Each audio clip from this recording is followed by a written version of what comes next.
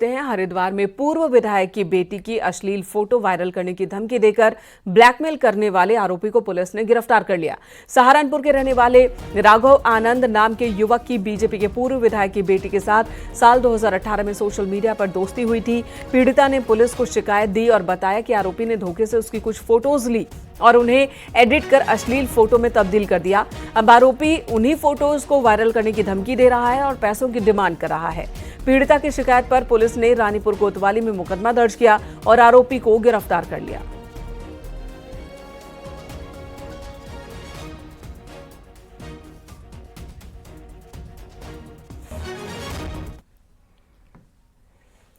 उत्तराखंड में अवैध मदरसों पर एक्शन जारी है। मंगलवार को रुड़की के भगवानपुर में 3 और मंगलौर में 2 अवैध मदरसों को सील किया गया। अवैध मदरसों को अल्पसंख्यक विभाग और प्रशासन की टीम ने संयुक्त कार्रवाई की है। इन अवैध मदरसों के खिलाफ ये सभी मदरसे बिना रजिस्ट्रेशन के चल रहे थे। प्रशासन का कहना है कि अवैध मदरसों के खिलाफ एक्शन आगे भी जारी रहेगा।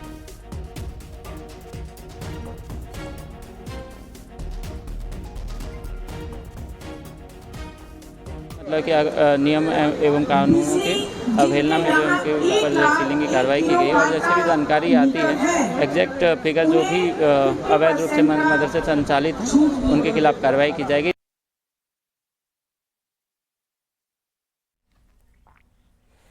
हरिद्वार के लक्सर में अवैध मदरसों के खिलाफ एक्शन हुआ। प्रशासन की टीम ने 5 अवैध मदरसों को यहां पर सील किया है। निहंदपुर सीधड़ गांव में प्रशासन ने कार्रवाई की। हरिद्वार जिले में 60 अवैध मदरसे चिन्हित किए गए हैं। अब तक 40 से ज्यादा मदरसे यहां भी सील हो चुके हैं।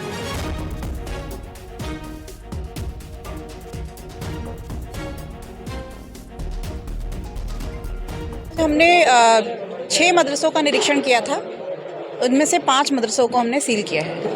एक कैंपस में, क्योंकि कैंपस में मस्जिद भी संचालित थी, तो उनके द्वारा बताया गया है कि वहाँ पे मदरसे का वर्तमान में संचालन नहीं हो रहा है। देखे हैं उनका किसी का चूंकि पंजीकरण नहीं है और मौके पर संचालित पाए गए हैं, इसीलिए उनको सील करने की कार्रवाई की गई है।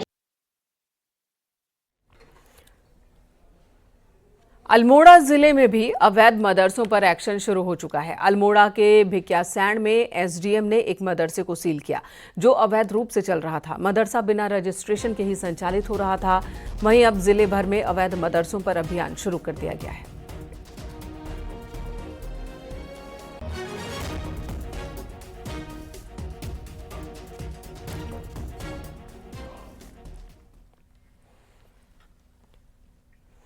और अवैध मदरसों के खिलाफ हो रही कार्रवाई के बीच सरकार ने एक और बड़ा फैसला लिया। मदरसों के लिए सरकार नए सिरे से नियमावली बनाने जा रही है, तो इधर मदरसों को लेकर सियासत भी जोरों पर है।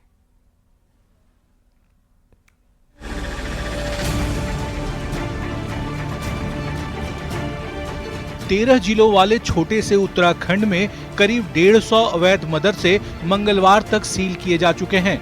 सबसे अधिक मदरसे देहरादून, हरिद्वार, उधम सिंह नगर और नैनीताल जिले में हैं। इतनी बड़ी तादाद में खुले मदरसों को लेकर अब सरकार के सामने कई सवाल खड़े हो गए हैं। ये मदरसे कब और कैसे खुल गए? मैदानी जिलों में ही ज्यादातर मदरसे खुले हुए हैं। क्या ये एक सोची समझी रणनीति के तहत खोले जा रहे हैं? इन मदरसों को फंडिंग कौन कर रहा है? मदरसा संचालकों के पास इतना पैसा कहां से आ रहा है? इसके लिए सरकार अब मदरसों के लिए ठोस नियमावली बनाने जा रही है। इसके तहत अब मदरसों को रजिस्ट्रेशन कराने के दौरान अपने वित्तीय स्रोत का भी खुलासा करना होगा। मदरसों को मान्यता देने वाली समिति में डीएम को भी शामिल किया जाएगा। उसमें यह व्यवस्था प्राविधानित कराई गई है कि जिलाधिकारी की भूमिका जो है मान्यता नियमावली में रखी जाए, नंबर 1। और ये वित्तीय जो फंडिंग होती है, फंडिंग में भी जो है पारदर्शिता लाई जाए। उसमें उनको सोर्स कहाँ से मिल रहा है, कहाँ से फंडिंग हो रही है, और वो उनको बताना जो है। अगर वो मान्यता नियमावली शासन स्तर से अप्रूव हो जाता है तो ऐसी स्थिति में फिर वो पास होने के बाद उनको बताना आवश्यक हो जाएगा। मदरसे अवैध हैं, as per government rules and norms नहीं हैं, तो उस पर कार्रवाई भी हो रही है। और उनकी फंडिंग कैसे हो रही है, ये भी एक बड़ा महत्वपूर्ण विषय है। अवैध रूप से बनाई गई मजारों के ध्वस्तीकरण के बाद अब मदरसों पर हो रही कार्रवाई पर राजनीति भी गर्म है। पहले पूर्व सीएम हरीश रावत ने मदरसों को अवैध कहने पर सवाल खड़े किए। अब कांग्रेस नेता प्रीतम सिंह का भी कहना है कि असल मुद्दों से ध्यान भटकाया जा रहा है, तो बीजेपी का कहना है कि ये कांग्रेस की तुष्टीकरण की नीति है।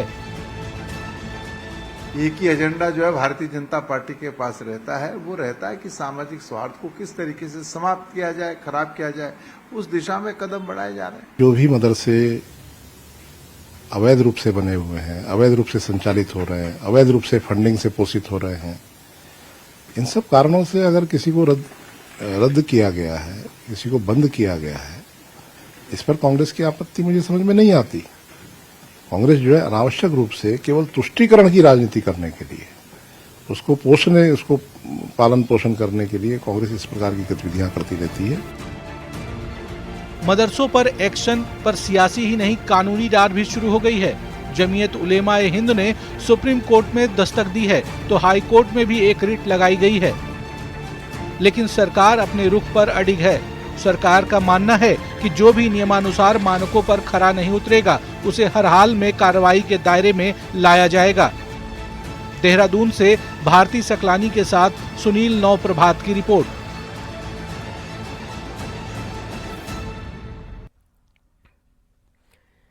इधर नैनीताल हाईकोर्ट ने बागेश्वर जिले में खड़िया खनन को लेकर सख्त रुख अपनाया और एसएसपी को आदेश दिए हैं कि खनन सामग्री की निकासी पर तुरंत ही रोक लगाई जाए। कोर्ट ने साफ कहा कि अगर आदेश का उल्लंघन होता है तो दोषियों पर एफआईआर दर्ज की जाए। अदालत की ओर से और भी कई बातें कही गई हैं। वहीं कोर्ट कमिश्नर की रिपोर्ट के आधार पर ढपटी गांव में भी खनन अधिकारी को सर्वे करने के आदेश दिए गए हैं ताकि अवैध खनन की स्थिति का पता चल सके। साथ ही मामले में 27 मार्च तक सरकार को अब तक की गई कार्रवाई की भी जानकारी अदालत के सामने रखनी है। हाईकोर्ट के इस आदेश के बाद स्थानीय लोगों ने राहत की सांस ली है, जो अवैध खनन से नुकसान और घरों में आ रही दरारों को लेकर परेशान थे। जल स्रोतों पर इसके प्रभाव को लेकर चिंतित थे। अब उन्हें उम्मीद है कि प्रशासन सख्ती से कोर्ट के आदेशों का पालन करेगा और अवैध खनन पर रोक लग सकेगी। सुष्मिता थापा हमारे सहयोगी बागेश्वर से इस वक्त हमारे साथ जुड़ी हैं। सुष्मिता, एक बहुत बड़ा और अच्छा आदेश ये अदालत का, लेकिन सवाल यही है कि क्या इम्प्लीमेंट हो पाएगा? जो अवैध खनन है कितनी बुरी स्थिति में है इस वक्त, जो नदियां हैं, जल स्रोत हैं जहां पर अवैध खनन हो रही हैं, और क्या एक्शन अब दिख रहा है? अक्टूबर के बाद जब मीडिया रिपोर्ट्स के आधार पर कई जो बागेश्वर के गांव हैं वहां पे दरारें आ गई थी और उसके बाद लगातार वहां पे भूस्खलन होने की स्थिति सामने आ रही थी, जो खड़िया खनन इसको कारण माना जा रहा था। तो लगातार ग्रामीणों के जो विरोध के बाद और उनकी शिकायत के बाद जो कोर्ट ने इसमें सुमोटो लिया और इसको देखते हुए कोर्ट कमिश्नर की टीम कई बार यहाँ पे आके जांच की और जो खनन को पूरी तरीके से इस जिले में रोक लगाया। उसके बाद लगातार जो ग्राउंड स्टेटस हम आपको बताएंगे कि लोगों में काफी राहत है। 3 महीने लगभग हो गए हैं, बागेश्वर में 3 महीने से खड़िया खनन पूरी तरीके से बंद है।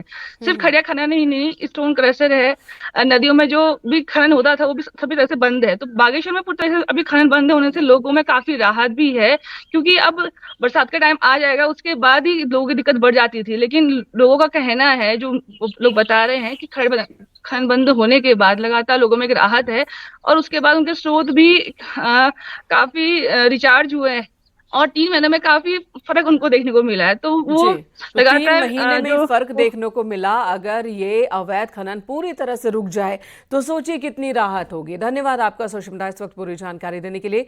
इधर रामनगर की कोसी नदी में बड़ी बड़ी मशीनों से खनन का वीडियो सोशल मीडिया पर वायरल हुआ। जेसीबी, पोकलेन जैसी मशीनों का इस्तेमाल किया जा रहा है और ये वीडियो कोसी नदी के खड़ंजा गेट का बताया जा रहा है। सोशल मीडिया पर यह वीडियो वायरल है, हालांकि न्यूज़ 18 इस वीडियो की पुष्टि नहीं करता।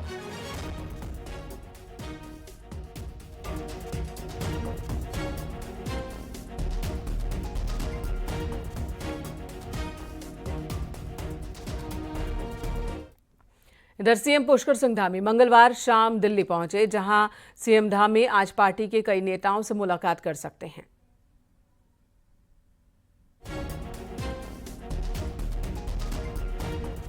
मुख्यमंत्री पुष्कर सिंह धामी कल ही दिल्ली पहुंचे हैं, मंगलवार को दिल्ली पहुंचे और आज कई नेताओं से मुलाकात के उनके कार्यक्रम हैं।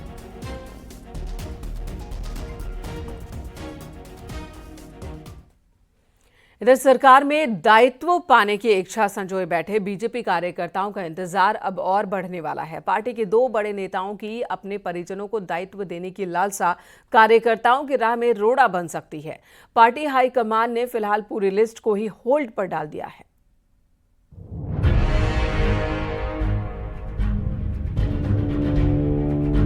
उत्तराखंड बीजेपी में इन दिनों अंदर खाने उथल पुथल का दौर चल रहा है। प्रदेश अध्यक्ष के चुनाव को लेकर भी उठापटक मची है। बीजेपी और संघ के बड़े नेताओं के 21 से 23 मार्च तक बेंगलुरु में हुई प्रतिनिधि सभा में व्यस्त रहे, जिसके चलते प्रदेश अध्यक्ष का चुनाव होल्ड पर रख दिया गया था। अब सरकार में मिलने वाले दायित्व भी होल्ड पर चले गए हैं। सूत्रों की माने तो प्रदेश बीजेपी के 2 बड़े नेताओं की लालसा इस दायित्वधारियों की लिस्ट पर भारी पड़ गई है। करीब 30 दायित्वधारियों की लिस्ट में प्रदेश के 2 बड़े नेताओं के परिजनों के नाम भी शामिल हैं।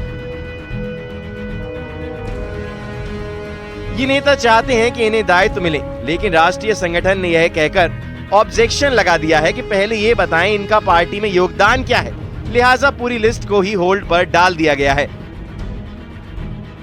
दायित्व देने का विषय है, उस पे जल्दी मुझे लगता है जैसे हमारे मंत्रिमंडल का भी विस्तार होने की उम्मीद है। उसके साथ ही जो हमारे वरिष्ठ नेतागण हैं उनको पार्टी से सरकार में दायित्व देने की, जिससे सरकार के कार्य आम जनता तक पहुंच सके, आम जनता को उसका लाभ मिल सके, इसके लिए दायित्व देने की जल्दी मुझे लगता है उम्मीद है। बीजेपी में प्रदेश अध्यक्ष को लेकर भी खींचातान है। माना जा रहा है कि अब 4 अप्रैल को लोकसभा सत्र समाप्त होने के बाद ही प्रदेश अध्यक्ष पर फैसला होगा और फिर दायित्वधारियों की किस्मत का पिटारा खुलेगा। इसके बाद ही कैबिनेट एक्सटेंशन होगा। इस बारे में बहुत ज़्यादा तो आपको विश्वस्त रूप से नहीं बता सकता, लेकिन फिर भी जो चर्चाओं का विषय है और जो पार्टी के संगठन की बात हुई है, जहाँ तक मेरी जानकारी में है कि दायित्वों में जितने भी दायित्व देने हैं सरकार ने, उन सभी का चयन कर लिया गया है और बहुत जल्दी इसकी घोषणा होने वाली है। बीजेपी सूत्रों की माने तो पार्टी मौजूदा प्रदेश अध्यक्ष महेंद्र भट्ट को ही रिपीट कर सकती है, लेकिन पार्टी के एक वर्ग का उन्हें समर्थन प्राप्त नहीं है। पार्टी के अंदर कई अन्य दावेदार भी प्रदेश अध्यक्ष पद के लिए जोर आजमाइश में जुटे हुए हैं। अब 4 अप्रैल तक पार्टी हो या दावेदार या दायित्वधारी या फिर कैबिनेट में जगह पाने की उम्मीद लगाए विधायक, सभी वेट एंड वॉच की स्थिति में हैं। हल्द्वानी से शैलेंद्र नेगी के साथ देहरादून से सुनील नवप्रभात की रिपोर्ट।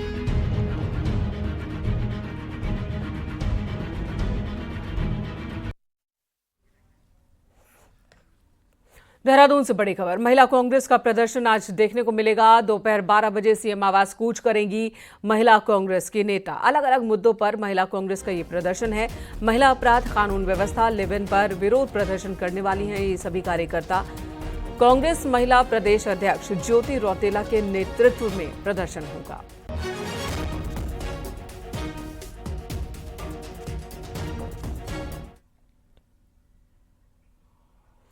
कांग्रेस नेताओं की एक दूसरे से शिकायत आम बात है, लेकिन अब सवाल शिकायत वाले लेटर के वायरल होने से खड़े हुए। शिकायत करने वाले प्रदेश अध्यक्ष करण माहरा इसे कांग्रेस के दुश्मनों का काम बता रहे हैं, तो जिनकी शिकायत हुई है वो प्रीतम सिंह ऐसा करने वालों पर कार्रवाई चाहते हैं।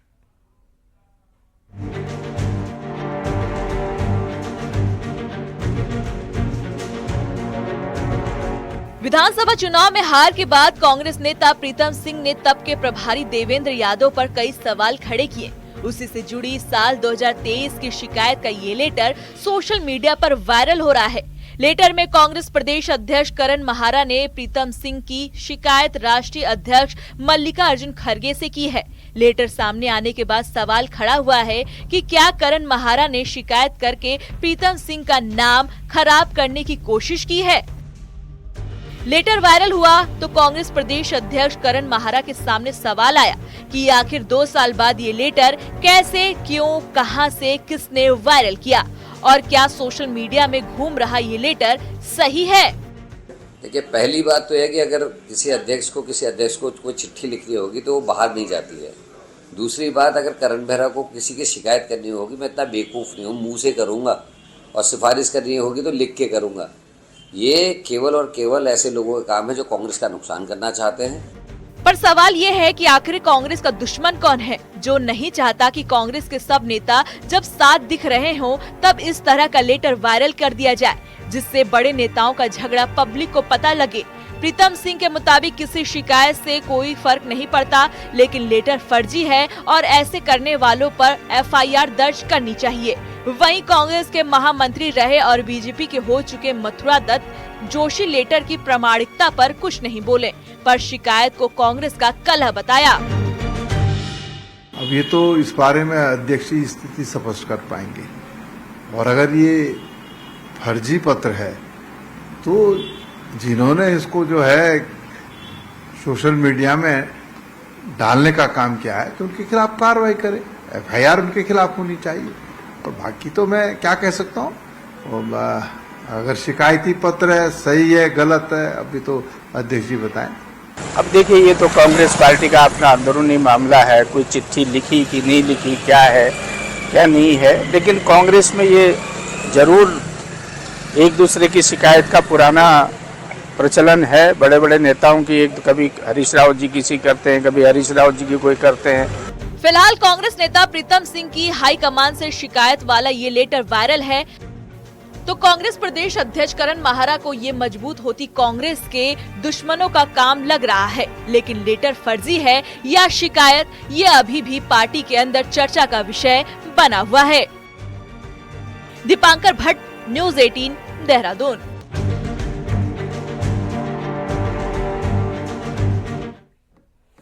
तो हल्द्वानी में मंगलवार को भीषण सड़क हादसा हुआ। यहाँ कमलुआगंज रोड पर एक बाइक को तेज रफ्तार ट्रक ने टक्कर मारी है। इस हादसे में बाइक सवार 3 लोगों की मौत हो गई, जिसमें 2 बच्चे भी शामिल हैं। बताया जा रहा है कि पीलीभीत का रहने वाला जय सिंह मंगलवार दोपहर के बाद अपने बेटे और पड़ोसी के बेटे को लेकर स्कूल की किताबें लेने मार्केट गया, लेकिन तभी हादसा हो गया। हादसे के बाद परिवार में कोहराम मचा है।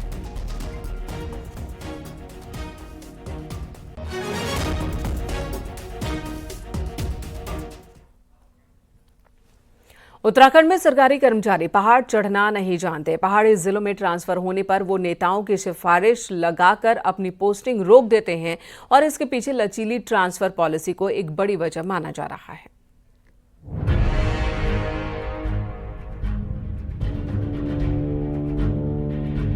कुछ दिनों पहले आईजी गढ़वाल ने उन पुलिसकर्मियों की लिस्ट जारी की थी जो लंबे समय से पहाड़ों में तैनात नहीं हुए थे। बाकायदा उनका ट्रांसफर पहाड़ी जिलों में किया गया था। लेकिन हैरानी की बात है कि 20 से 30% पुलिस वालों ने राजनीतिक सिफारिश लगाकर अपने ट्रांसफर रुकवा दिए। हमने लास्ट ईयर के जितने भी पेंडिंग ट्रांसफर थे उसमें 90% ट्रांसफर जो हैं वो कंप्लीट हो गए हैं और किन्हीं लोगों के ट्रांसफर जो है वो रोके गए हैं। एक कुछ इन्वेस्टिगेशंस उनके महत्वपूर्ण इन्वेस्टिगेशन उनके अंडर में थे और कंसर्निंग लॉ एंड ऑर्डर की सिचुएशन को हैंडल करना था। तो इसमें जनपद प्रभारियों ने स्पेशल उन्होंने रिक्वेस्ट लिखी कि ताकि इनको कुछ दिनों तक के लिए रोक लिया जाए, तो उनको अग्रिम आदेशों तक रोका गया है। ट्रांसफर रुकवाने वाले ये वो पुलिसकर्मी थे जिन्होंने आज तक पहाड़ी इलाकों में ड्यूटी नहीं दी और पहाड़ जाने से परहेज करने वाले सिर्फ पुलिस विभाग तक ही सीमित नहीं है। दूसरे सरकारी विभागों का हाल भी कुछ ऐसा ही है। पहाड़ पर कोई चिकित्सा जैसी योजना घूम फिर के देहरादून आना पड़ता है या ऋषिकेश आना पड़ता है, उस तरह से हल्द्वानी आना पड़ता है। इसी प्रकार कोई भी एजुकेशन के जो अच्छे गवर्नमेंट स्कूल हैं या अच्छे शिक्षित प्रतिष्ठान है वहाँ पहाड़ पे नहीं है।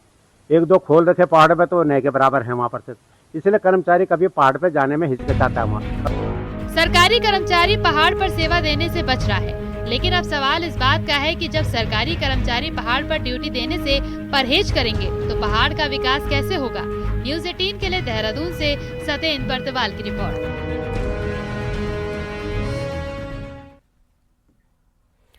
दरविकास नगर के सहसपुर में एक मां ने अपनी 7 महीने की बच्ची की हत्या कर दी। पुलिस के मुताबिक बच्ची बीमार थी और उसकी मां बच्ची को झाड़ फूंक के बहाने छत पर ले गई और वहां पानी की टंकी में डुबोकर उसकी जान ले ली। जब परिवार के लोगों ने आरोपी मां से बच्ची के बारे में पूछा तब जाकर उसने पूरी बात बताई, जिसके बाद परिवार वाले बच्ची को अस्पताल ले गए, लेकिन डॉक्टर्स ने उसे मृत घोषित कर दिया। पिता की शिकायत पर पुलिस ने आरोपी मां को गिरफ्तार कर लिया है।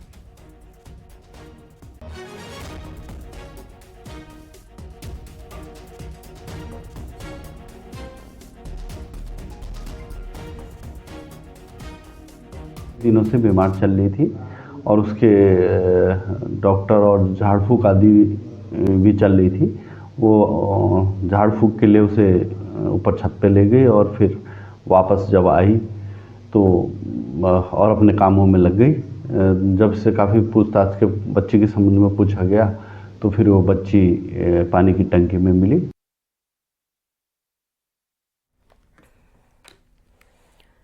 साइबर ठगों की नज़र पहाड़ पर आने वाले सैलानियों पर है। ठग न सिर्फ ये सैलानियों को ठग रहे हैं, बड़े होटल्स की नकली वेबसाइट बनाकर फर्जीवाड़े को भी अंजाम दे रहे हैं।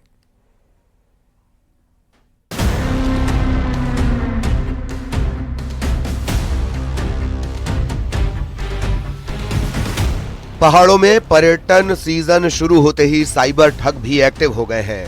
होटल्स की बुकिंग और घुमाने फिराने के नाम पर ये ठग लोगों की जेबों को खाली कर रहे हैं। इन ठगों के रडार पर वो लोग होते हैं जो ऑनलाइन होटल, रिजॉर्ट की बुकिंग करते हैं।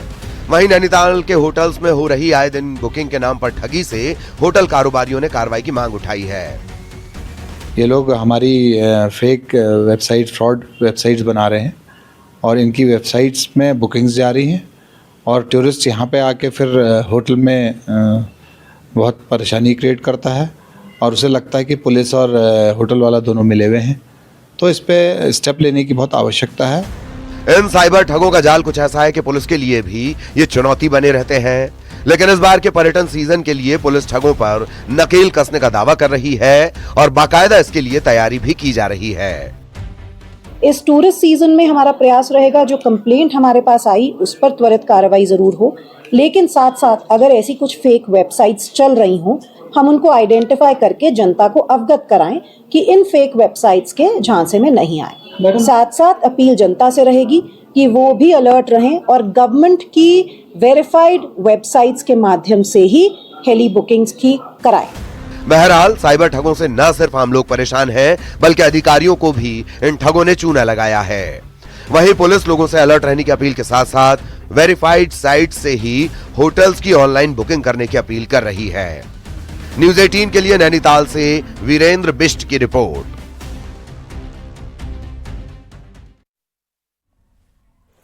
और अब पहाड़ की 10 बड़ी खबरों पर नजर डालते हैं पहाड़ टॉप 10 में। हरिद्वार में महिलाओं का वोट प्रतिशत बढ़ाने के लिए निर्वाचन आयोग ने कई नुक्कड़ नाटक किए। स्लोगन प्रतियोगिता और रंगोली प्रतियोगिता का भी आयोजन। पिथौरागढ़ के डीडीहाट में धामी सरकार के 3 साल पूरा होने पर बहुउद्देशीय शिविर का आयोजन। शिविर में विभिन्न विभागों के अधिकारियों ने हिस्सा लिया, लोगों की शिकायतें सुनी। उत्तरकाशी में राज्य सरकार के 3 साल पूरा होने पर सुशासन सप्ताह मनाया जा रहा, जिसके तहत विकासखंड डोंडा में बहुउद्देशीय शिविर और चिकित्सा शिविरों का आयोजन किया गया। रुड़की में सोलानी नदी पर बना पुल जर्जर हो गया। विधायक प्रदीप बत्रा और पीडब्ल्यूडी विभाग ने पुल का जायजा लिया। बागेश्वर फायर पुलिस ने बालीघाट के लीसा डिपो और पेट्रोल पंप में आग बुझाने की मॉक ड्रिल किया। कर्मचारियों को जरूरी दिशा निर्देश दिए। उत्तरकाशी के जिला अस्पताल में 4 डॉक्टर्स के भरोसे चल रहा है। 6 महीने से अस्पताल में ऑर्थो सर्जन नहीं है। हरिद्वार स्पोर्ट्स कॉम्प्लेक्स का आज कल ही उद्घाटन हो गया। स्पोर्ट्स कॉम्प्लेक्स में खेल प्रेमियों के लिए कई खेलों को खेलने और उनकी कोचिंग की सुविधा होगी। पिथौरागढ़ के डीडीहाट में पुलिस ट्रैफिक नियमों को तोड़ने वालों पर ड्रोन से नजर रख रही है। नियम तोड़ने पर कार्रवाई की जा रही है। चमोली के जोशीमठ में बहुउद्देशीय शिविर का आयोजन किया गया। सरकार के 3 साल पूरा होने पर कार्यक्रम, सरकारी योजनाओं की जानकारी दी जा रही। अल्मोड़ा के मानसखंड विज्ञान केंद्र में 2 दिनों तक शुद्ध पानी को लेकर स्टूडेंट्स और जल संस्थान के कर्मचारियों को ट्रेनिंग दी गई।